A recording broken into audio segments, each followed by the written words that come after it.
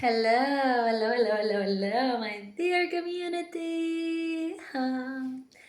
So I'm here today with a little more astro information, continuing on what we shared last time about Chiron and how Chiron can be impactful in our chart. So this video I will talk about Chiron in each house and how is that impacting you. So let's first remember that Chiron is the wounded healer. So it represents the biggest wound we carry from all the lifetimes, and it's also our gift. So after so many lifetimes accumulating information and wisdom on this through hardships, now we are ready to use it on the other side. So to alchemize the wound and turn it into a gift. So this video is about the houses, how it impacts in each area of our life. So stay until the end, stay with me, enjoy, grab a cup of tea, and let's talk about it. So, Chiron in the first house. So we know that the first house is related to our physical body. So it's related to our physicality, okay? Our most physical self, our body, our incarnation. So having a Chiron in the first house can be related to you and your physical body. Could be like a wound, a physical wound or something you have in your body that makes you very unique, and that for sure during long time in your life you rejected it, and then you shift and understand that it's also a superpower. So yeah, this is by using your body you can transform this gift into a wound. Okay, then there is also the possibility when it's in the beginning or very next to the 12th house, to the ascendant, could be something related to the birth itself, but that's for another talk. Chiron in the second house. Second house deals about our resources, okay? Our physical resources, our material resources, but also our gifts and talents. So here could be problems in managing these resources, or not fully believing in your talents, or seeing the talents you have as like, no, this is not good for anything, or yeah, extreme insecurity regards these talents or even regards material assets. So let's say that hardships like you get stolen, or this happens, or that happened. Yeah, it's intense, but it's related to more material things, possessions, relation to possessions, and also talents. Chiron in the third house. Third house is about communication. It's about messages, sharing information. It's also about little movements like commuting, okay, going in the surroundings, in what is near. So here could be problems, actual problems or difficulties in communication.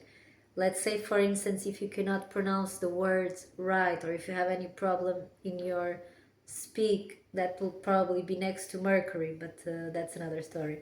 But yeah, it's related to these small movements, so you can even be allergic to small movements, or don't like to talk with the people around, or have problems with learning or communication, or you are constantly misunderstood. So then more information will be provided by the sign in which this Chiron is, okay? But that's another story. Chiron in the fourth house. Fourth house represents your foundations, represents your most internal self, but it also represents your family, your lineage.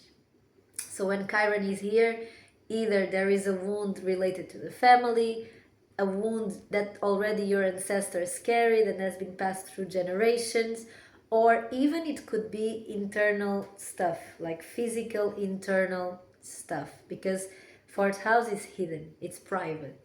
So representing the depths will represent the depth of yourself, like the most internal hidden part, the blood. Chiron in the fifth house. This is related to your creative passions, to your creative interests, to romance.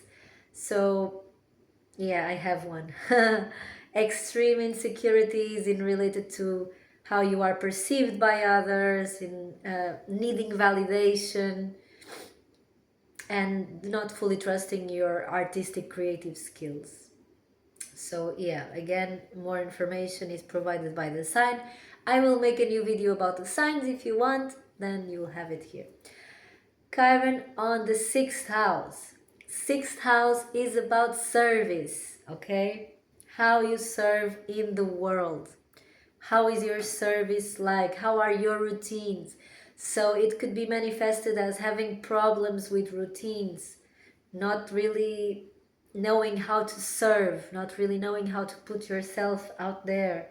Or it could also be health problems, because sixth house is also related to health and hospitals. It's ruled by Virgo normally. So it could also be something related to health.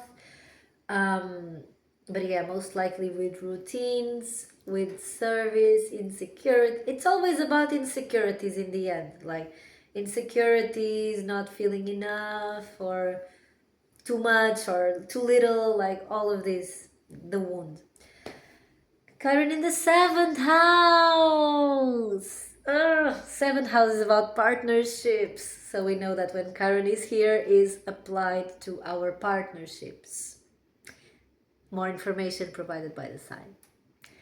Chiron in the eighth house. So let me tell you that Chirons in the fourth, in the eighth, or in the 12th, or any other planets, but now we are talking about Chiron, are harder to track because these houses are hidden, okay? Fourth, it's internal. Eight is private. 12, it's the junction of these. So it's everything. So it's also metaphysical. But yeah, coming into the eight, so the eight is related to our traumas, to everything we don't show to the world, our private parts, the intimacy is intimacy. So it could be either intimacy issues or even related to sexual questions, because this is also a sexual place. It's where our sexual energy is stored.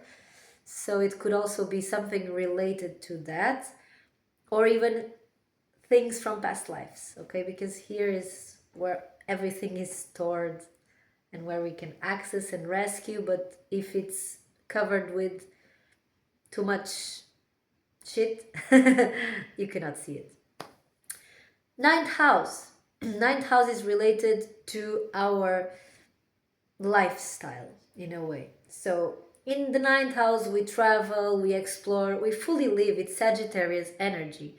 So we are not just talking and thinking about how it's going to be. We are fully embodying it, learning it, applying it, traveling far, all of that. So a Chiron here could be either an extreme fear or insecurity regards to your wisdom. So not fully trusting your wisdom, having problems with travels, like fear of traveling, of exploring, or even, yeah, not being able to fully apply what you learn into the practical. So a mismatch. You want to go deep, but no, I can't. So a blockage there. Chiron in the 10th house. 10th house is career. Okay, so here is related to career and to your mission and to your purpose into the world. Could be hardship in expressing it, or not knowing how to express it, or not knowing how it is, but deep down you know, but it's covered with insecurities. Chiron in the 11th house. 11th house is groups, society, groups, people you connect with, the groups where you are inserted in. So having a Chiron here could be that you are not fully perceived by the people you meet, or you have a problem in interacting with groups of people, or in being perceived by these groups of people. More information provided by the sign. Chiron in the 12th house, subconscious, multidimensional, all the layers, metaphysical. So it's something way deep. This is the deepest Chiron and maybe one of the hardest to track.